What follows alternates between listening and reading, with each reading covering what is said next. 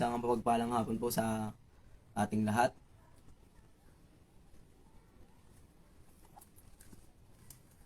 Bago po tayo mag-umpisa sa ating pag-aaralan sa hapong ito, makakarinig po tayo ng awitin.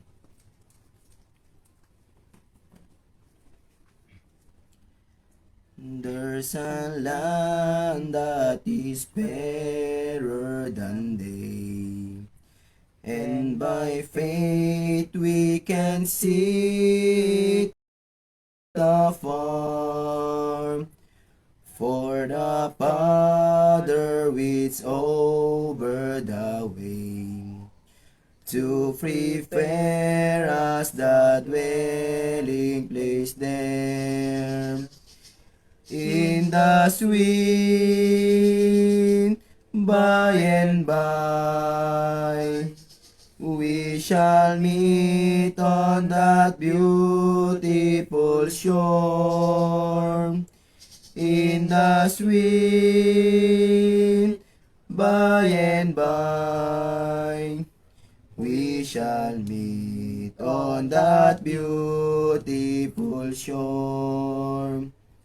We shall sing on that beautiful shore the melodious songs of the blessed, and our spirit shall sorrow no more. Not a sigh for the blessing of rest. In the sweet by and by, we shall meet on that beautiful shore. In the sweet by and by, we shall meet on that beautiful shore. To our bountiful Father above, we will offer the tribute of praise for the glorious gift of His love, and the blessing that hallow our days. In the sweet by and by, we shall meet on that beautiful shore. In the sweet by and by, we shall meet on that beautiful shore. Hinihiling ko po na tayo po ay yumuko't manalangin. Dakilang Diyos amang banal na makapangyarihan sa lahat. Maraming salamat po sa pagpalang hapon na patuloy pong pinagkakaloob sa bawat isa. Maraming salamat din po sa patuloy na pag-iingat sa oras, minuto na lumilipas sa aming mga buhay, Ama. Lord, sa hapong ito sa aming gawain para sa iyo, Ama, ang iyong anak na gagamitin na magpapahayag ng iyong mga salita, Panginoon, magkaloob mo siya ng karunungan nagmumula sa iyo. Gayon na rin po ang mga sisipagkinig ng inyong mga banal na salita. Linisin mo po ang kanilang mga puso't isipan upang ang bawat mapakinggan na inyong mga salita, Ama, na ito'y isabuhay at mai-share sa mga taong hindi pa nakakilala sa iyo. Pinagkakatiwala po namin ang gawain namin sa mga oras na ito sa iyo, Ama. Alam po namin na nandyan ka po sa amin na patuloy na nag-iingat. Gayon na rin po sa aming mga kapatiran na nasa banig ng karamdaman sa mga oras na ito. Patuloy po silang pagilingin, palakasin upang makasama namin sila sa ganitong gawain sa pagpupuri sa iyo, Ama. Ngayon na rin po sa mga kapatiran po namin na hindi po namin kapiling sa mga oras na ito sa aming live sa mga oras na ito, Ama. Patuloy mo po silang ingatan at gabayan tulad po ng pag-iingat niyo po sa amin. Sa iyo po ang lahat ng papuri at pasasalamat. Patawarin niyo po kami sa aming mga nagagawang pagkukulang, pagkakasala sa iyo. Maging lihim man ito, Yag Ama. Ito pong aming samat dalangin sa matamis na pangalan ni Jesus. Amen.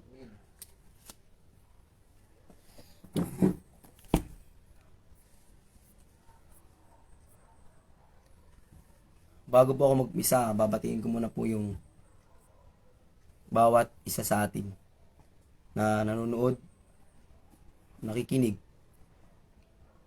through online. Isang mapagpalang hapon po kay Sister Michelle. Isang mapagpalang hapon din po kay Sister Joanna. Isang mapagpalang hapon din po kay Brother Jericho Cascante. Mapagpalang hapon din po kay Sister Genesis.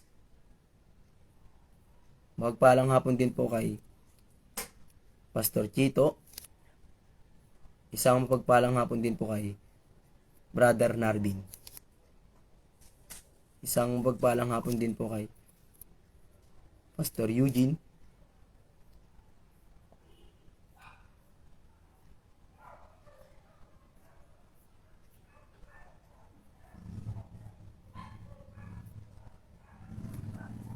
Isang mapagpalang hapon po sa ating lahat, sa mga hindi ko po nabanggit. Ang ating pag-aaralan sa hapong ito, yung nakatoka po sa akin ay yung awit 99, awit 100, at awit 101. Isahan na po natin ang ating pag-aaral sa hapong ito. Sabi po sa aklat ng awit 99 verse 1. Ang paksa po nito yung awit ng pagpupuri sa dakilang Diyos. Sabi po sa verse 1, si Yahweh ay naghahari, mga tao'y nanginginig. Samantalang nasa trono, nanginginig ang daigdig. Sabi pa po sa verse 2, dakila ang Panginoon. Sa Sion, siya ay dakila. Si Yahweh ang naghahari sa lahat ng mga bansa. Purihin ang ating Panginoon. Ang Panginoon ang siyang naghahari sa buong daigdig, sapagkat siya ang lumikha ng mga ito. Sapagkat ang ating Panginoon ay napakapangyarihan. Dapat tayong mga Kristiyano, patuloy po tayong magpuri sa ating Panginoon. Sambahin natin ang kanyang ngalan. Katulad po sa mga oras na ito, tayo ay sumasamba sa kaniyang dakilang pangalan sa pamamagitan ng kaniyang salita. Dakila ang ating Panginoon. Bakit na sinabi na dakila ang ating Panginoon? Dahil sa lahat ng oras, siya ay makapangyarihan. Tayo bilang tao, kahit na marami tayong nagagawang kasalanan, pero ang Panginoon, patuloy niya tayong pinapatawad. Ganun kadakila ang ating Panginoon. Sabi po sa verse 3, bawat isa'y magpupuri sa dakilang niyang ngalan, banal siya't pupurihin ang pangalan niyang banal. Dapat tayo bilang isang mga Kristiyano, sa pamumuhay natin sa sanlibutang ito, patuloy po nating dakilain at purihin ang ating Panginoon. 'Di ba sabi dito, dakila niyang ngalan. Banal siya at pupurihin ang pangalan niyang banal. Ang Panginoon ay banal. Dapat tayong mga lingkod niya na anak ng ating Panginoong Kristo, mamuhay po tayo ng may kabanalan. Tulad ng ating Panginoong Kristo. Namuhay siya sa sanlibutan ito. Pinangaral ang salita ng ating Panginoon at namuhay siya ng may kabanalan. Dapat tayong mga Kristiyano, mamuhay po tayo ng may kabanalan tulad ng ating Panginoon. Sabi pa po sa verse 4, Hari, ikaw na dakila, ang matuwid, ang iyong mahal. Ang dulot mo sa Israel ay ganap na katarungan, ang dulot mo sa kanila ay pagtinging pantay-pantay. 'Di ba? Napakadakila ng ating Panginoon. Sa lahat ng kanyang nilikha, ang tingin niya ay pantay-pantay. Hindi pa tulad ng tao. Kasi kapag, halimbawa, kapag sa magulang, may ano yan favoritism. Merong favorite yung magulang mo. Pero, ang ating Panginoon, ang tingin niya sa atin ay pantay.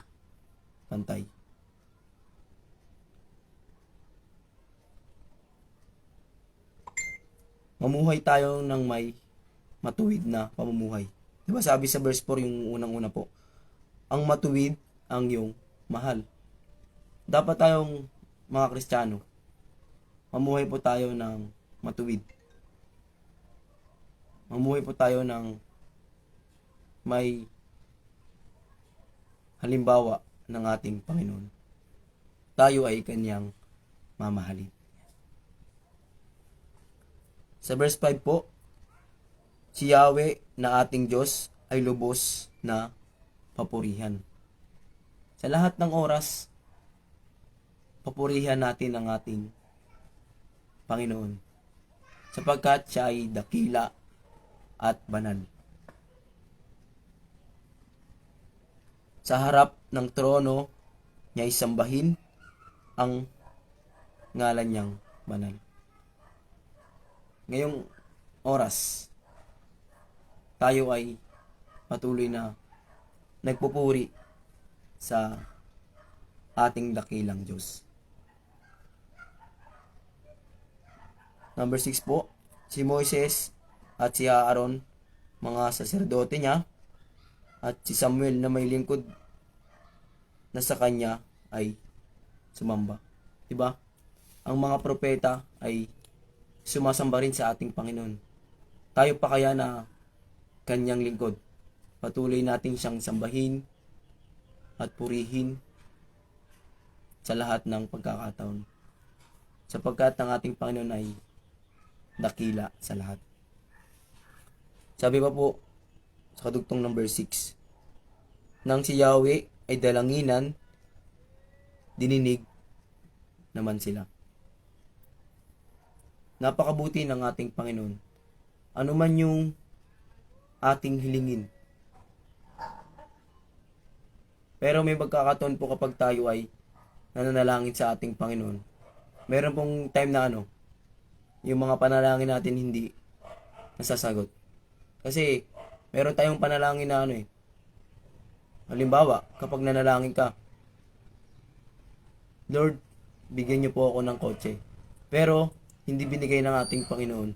Ibig sabihin nun, may takdang panahon sa iyong kahilingan. Kasi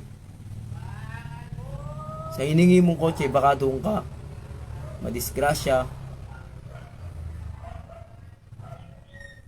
Kapag tayo ay nanalangin sa ating Panginoon, yung mga kabuti sa atin,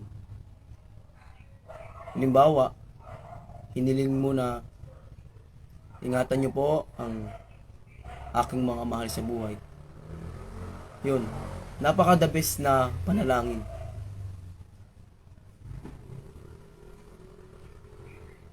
7 po, si Yahweh ay nagsalita sa gitna ng ulap. Sila naman ay nakinig. Utos niya ay tinupad. O si Yahweh na aming Diyos, sinagot mo sila agad, at ikaw ay nakilalang Diyos na magpapatawad. Ngunit pinagdusa mo kung ang gaway hindi tumpak. Ang Diyos natin na si Yahweh, dapat nating papurihan sa banal na bundok niya, sambahin ang kaniyang ngalan. Siya ang ating Panginoon, siya'y ating Diyos na banal. Sa lahat po nating gawain sa mundong ito, patuloy po natin na gawin yun yung nasa tamang paraan. Kapag tayo ay nagkakamali, tayo ay nabigo. Meron kasing pagkakataon na may mga pangarap tayo na hindi natin natupad. Meron tayong mga nagagawang pagkukulang. Dapat sa lahat po ng pagkakataon, ibigay po natin yung oras natin sa ating Panginoon. Give of your best to the Master. Ibigay po natin yung buong makakaya natin. Tayo ay maging halimbawa sa mga taong nakakasalamuha natin. Maging huwaran tayo tulad ng ating Panginoon. Sa gawa, sa isip at sa salita. Sabi po share po ni Brother Junel, sa Lucas 2 verse 14, luwalhati sa Diyos sa kataas-taasan at sa lupay kapayapaan sa mga taong kinalulugdan niya. Lahat ng papuri ay sa Diyos. Ito po yung awit na pagpupuri sa dakilang Diyos. Ito po yung awit 19 verse 1 to 9.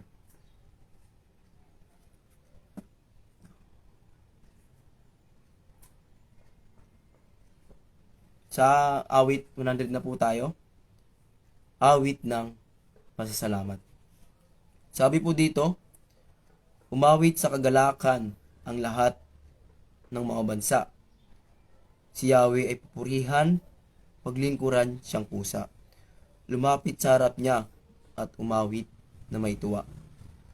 O si Yahweh ay ating Diyos, ito'y dapat na malaman.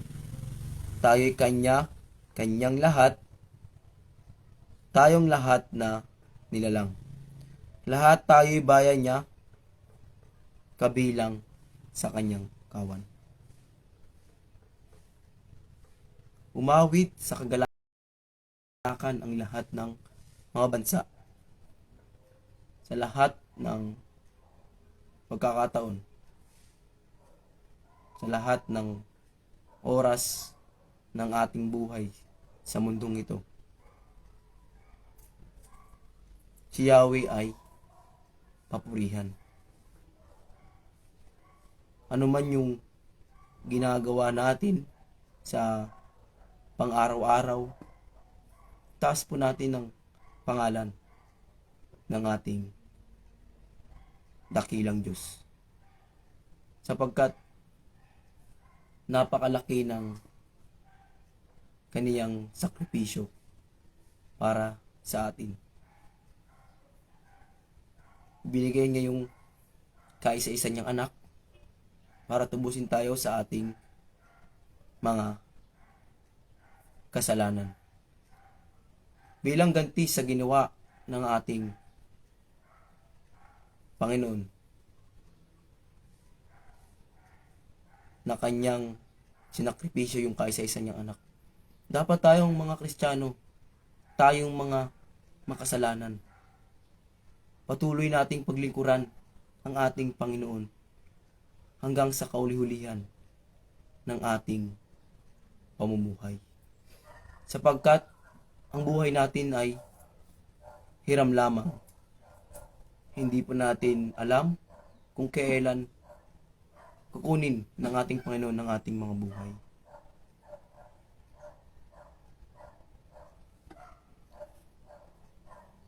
Diba? Ang mamatay kay Kristo ay pakinabang. Lagi nating tandaan sa lahat ng ating mga gagawin, patuloy po nating paglingkuran ng ating Panginoon, ating papurihan ang kaniyang dakilang pangalan.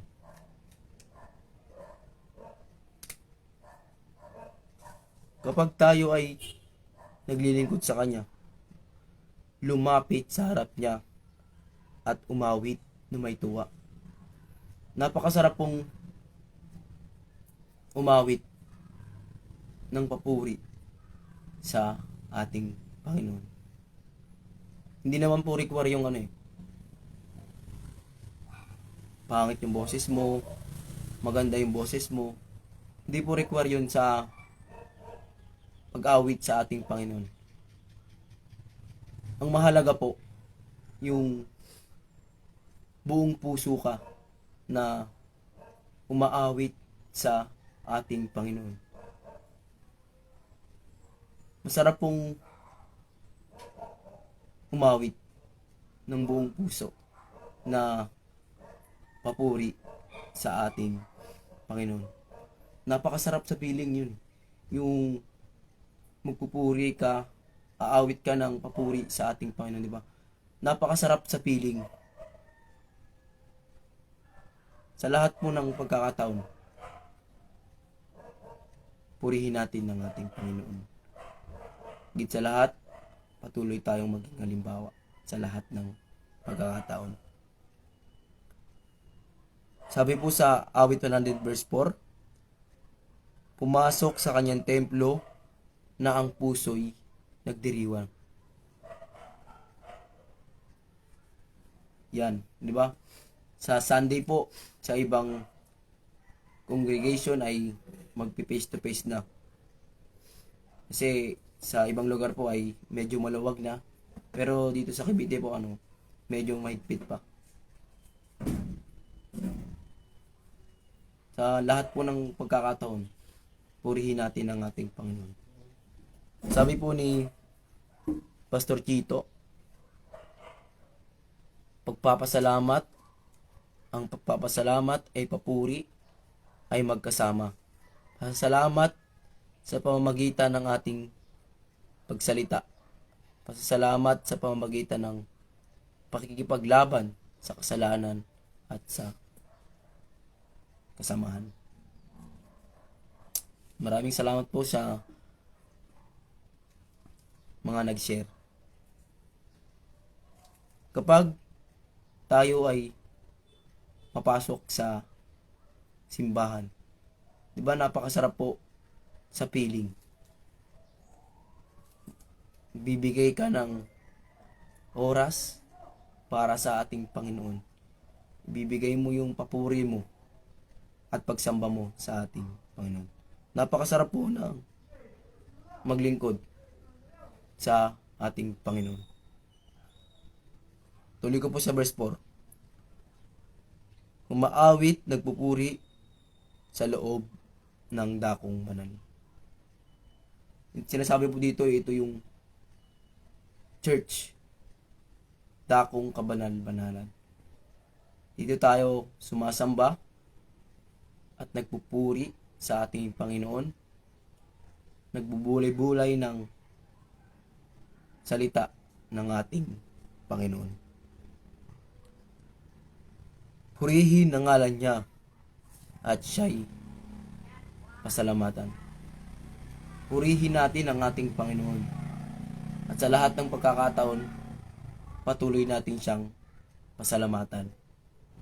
Ano man yung natatanggap natin, ano man yung binigay sa atin, ano man yung meron tayo sa mga oras na ito, patuloy nating ipagpasalamat sa ating Panginoon sapagkat ito ay galing sa Kanya. Ipagpasalamat po natin yung lahat ng bagay sa ating Panginoon. Dahil nandiyan ang ating Panginoon, handa niya tayong tulungan sa kluluhan kung tayo ay nangangailangan ng kaniyang tulong. Kung tayo ay may mga problema, nandiyan ang ating Panginoon, handa niya tayong tulungan.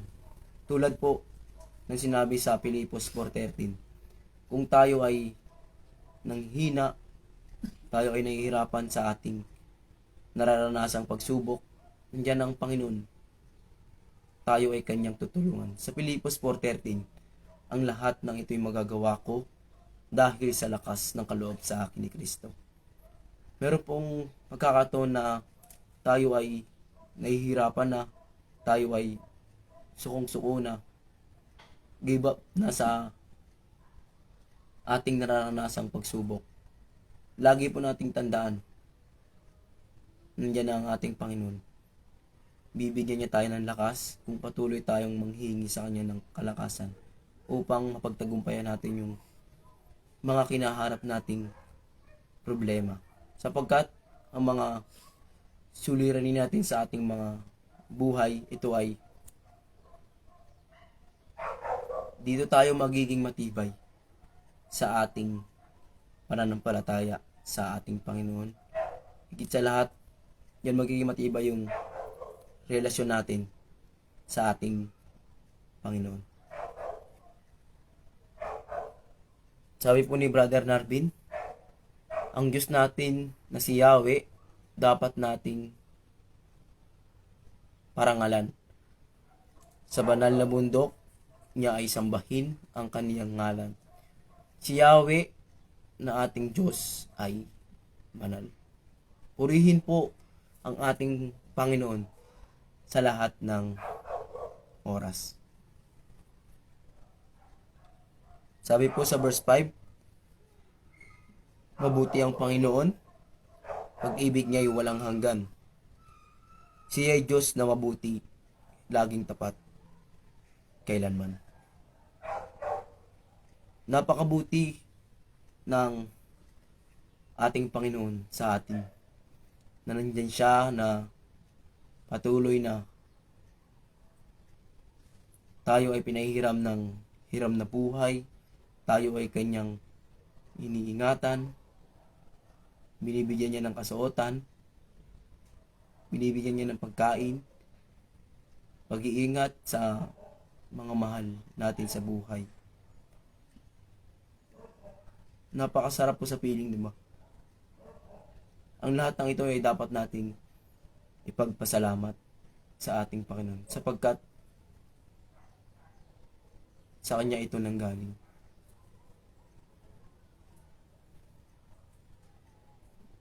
Sa lahat po ng pagkakataon, give up your best to the Master. Ibigay po natin yung buong makakaya natin sa ating paglilingkod sa ating Panginoon. Marami mang pagsubok na tayo ay kakaharapin, go lang tayo ng go. Huwag tayong susuko. Huwag tayong susuko sa goal natin sa buhay. Tayong mga Kristiyano, patuloy lang tayong magtiwala sa ating Panginoon. Lahat tayong mga Kristiyano, inaasam-asam po natin yung buhay na walang hanggan na kasama ang ating Panginoon. Huwag po tayong susuko sa ating pamumuhay sa sanlibutang ito. Nandiyan ang ating Panginoon, handa niya tayong tulungan sa lahat ng oras. Diba sabi po sa verse 5, mabuti ang Panginoon, pag-ibig niya'y walang hanggan. Diba? Pinaka dakilang pag-ibig ng ating Panginoon. Diba sabi po sa John 3:16, gayon na lamang ang pag-ibig ng Diyos sa sanlibutan. Kaya ibinigay niya ang kanyang buktong na anak upang ang sumampalataya ay hindi mapahamak, kundi magkaroon ng buhay na walang hanggan. Ang pag-ibig ng Diyos ay napakalawak. Tayong mga lingkod niya, patuloy niya tayong minamahal. Ganon kadakila yung pag-ibig ng ating Panginoon. Kahit na tayo ay nakakagawa ng pagkakasala, andiyan ang Panginoon. Handa niya tayong patawarin. Ganyan kadakila ang ating Panginoon. Visit po tayo sa 101. Yung paksa po ng 99, awit ng papupuri sa dakilang Diyos. At yung 100 po, awit ng pasasalamat. Sa lahat ng bagay ay ipagpasalamat natin sa ating Panginoon. 101 po, verse 1. Ang pangako ng hari. Ang aking awitin ay ang pagtatapat at ang katarungan. Ako'y umaawit patungkol sa iyo, O Yahweh, kong mahal. Verse 2. Ang aking susundin tumpak na ugali walang kapintasan, kailan ka kaya darating sa akit ako'y lalapitan. Sa lahat ng pagkakataon ng ating pamumuhay sa mundong ito, alamin po natin kung mga gagawin natin ay ito ay nakakabuti, higit sa lahat, mabuti sa paningin ng ating Panginoon. Di ba? Ginawa tayo ng ating Panginoon na kawangis niya. Bilang isang lingkod niya, patuloy tayong maging halimbawa sa mga taong nakakasalamuha natin. I-share natin yung kaniyang salita o kanyang ebanghelyo sa mga taong hindi pa nakakakilala sa ating Panginoon.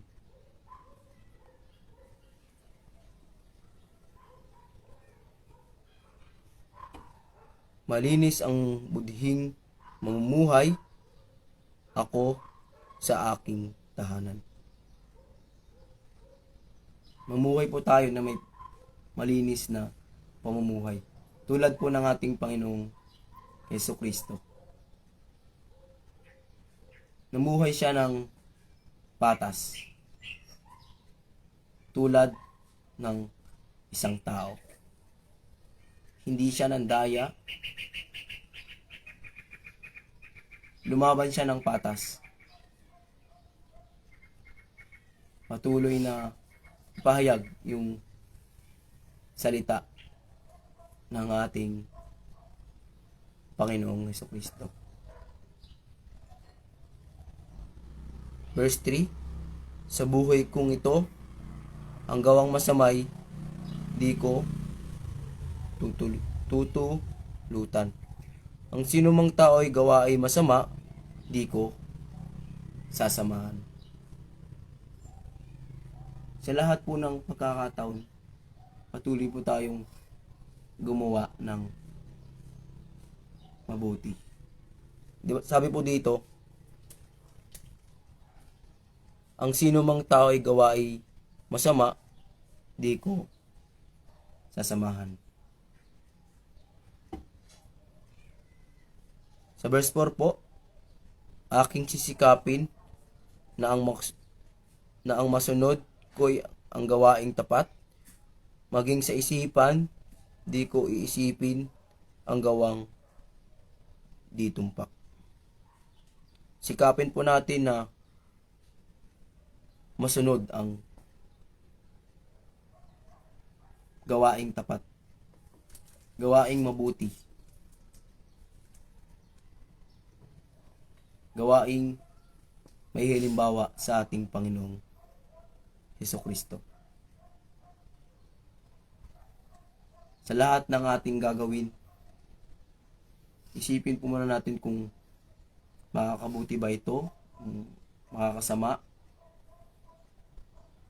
Siyempre, bilang isang lingkod, dapat ang lahat nating gagawin ay nakakabuti sa ating kapwa, higit sa lahat, mabuti sa paningin ng ating Panginoon.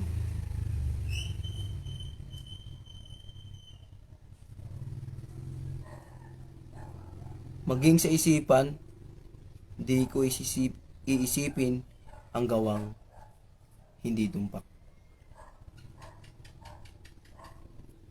Sa verse 5 po, siyang naninira ng kanyang kapway, aking wawasaking, di ko papayagan ang mapagmalaking hambog kung tumingin.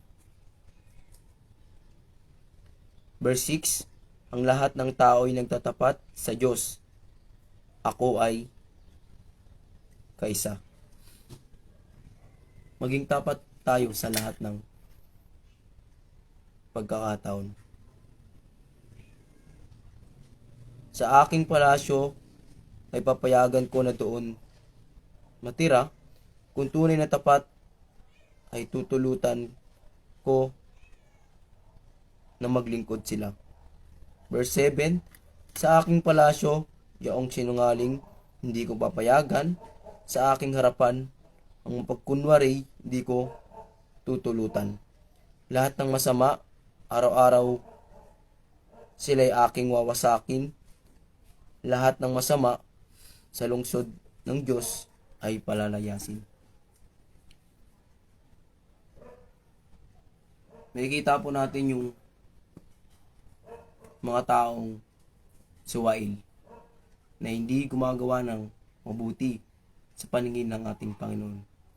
Dapat tayong mga Kristiyano sa lahat ng oras, tayo ay maging halimbawa sa isip, sa salita at sa gawa. Tulad ng ating Panginoong Hesukristo. Namumuhay siya ng patas tulad ng isang tao. Purihin natin ang ating Panginoon sa lahat ng pagkakataon. Patuloy natin siyang paglingkuran sa lahat ng oras. Kung ano man yung meron tayo sa ating buhay, patuloy po nating ipagpasalamat sa ating Panginoon. Napakabuti ng ating Panginoon. Mabuti ang Panginoon, pag-ibig niya'y walang hanggan. Siya'y Diyos na mabuti, laging tapat, kailanman. Mabuti ang ating Panginoon, pag-ibig niya'y walang hanggan. Diba? Napakasarap sa piling. Ang pagmamahal ng ating Panginoon ay pang walang hanggan. Sa lahat ng oras, patuloy tayong mamahalin ng ating Panginoon. Ano man yung nagawa nating kasalanan, pagkukulang sa ating Panginoon, nandiyan ang ating Panginoon na handang magpatawad kung patuloy tayong susunod sa kaniyang mga pinag-uutos. Kung patuloy natin siyang pupurihin at sasambahin sa lahat ng pagkakataon. Napakadakila ng ating Panginoon.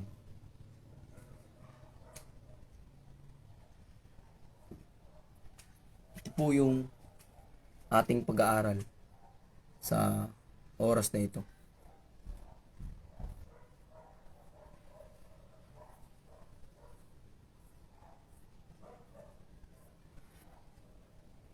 Babasahin ko po yung buod ni Pastor Dudoy po.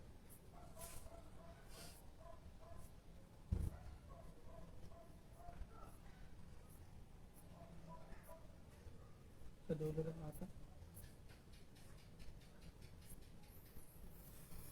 Ingaw. Basahin ko po yung buod ni Pastor Dudoy. Sa Roma 11 verse 1. Ito ngayon ang tanong ko. Itinakbil ba ng Diyos ang kanyang sariling bayan? Hindi sa katunayan ako man ay isang Israelita mula sa lahi ni Abraham at kabilang sa lipi ni Benjamin. Hindi ko itinakwil na ang Diyos ang kanyang bayan. Na sa simula pa'y pinili na niya. Hindi ba ninyo alam ang sinabi ng kasulatan tungkol kay Elias? Dumating siya sa Diyos laban sa Israel. Sa awit 100 po, yung buod po. Purihin nyo ang Panginoon. Purihin nyo ang Diyos sa kanyang santuaryo. Purihin nito siya sa langit ng kanyang kapangyarihan. Sa lahat po ng pagkakataon ng ating buhay, patuloy po nating purihin ang ating Panginoon. Sapagkat siya ay dakila at mapagmahal at napakabuti sa lahat ng pagkakataon.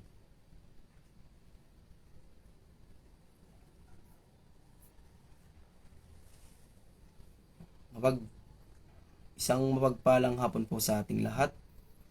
Salamat po sa ating lahat. Sa Diyos po ang kapurihan sa mga oras na ito.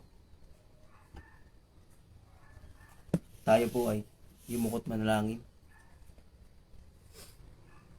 sa pangwakas na panalangin po. Dakilang Diyos, Amang banal na makapangyarihan sa lahat, na may lalang ng langit at lupa, na may-ari ng aming hirap na buhay.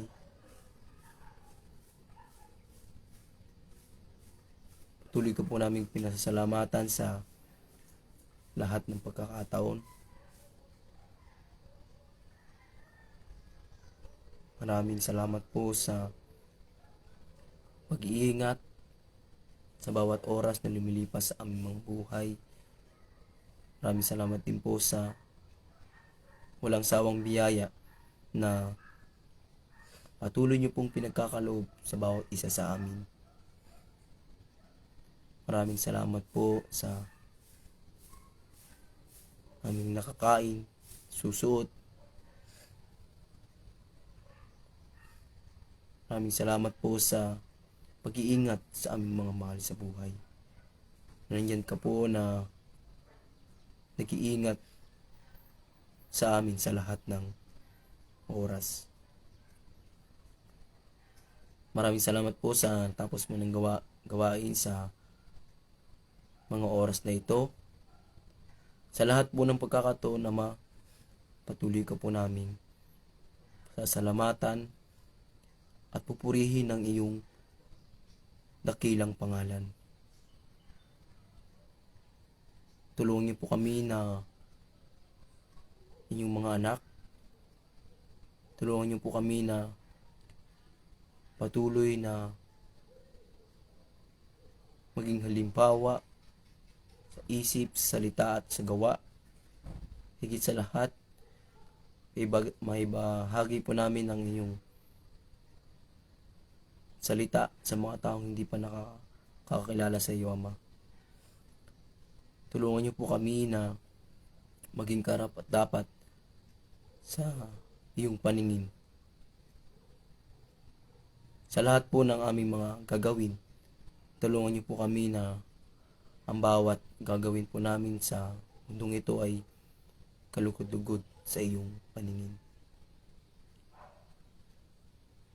Sa pagsama-samantala po naming paghihiwalay sa mga oras na ito, tulungan niyo po kami na magampanan po namin ang aming tungkulin na nakakatang sa aming mga balikat.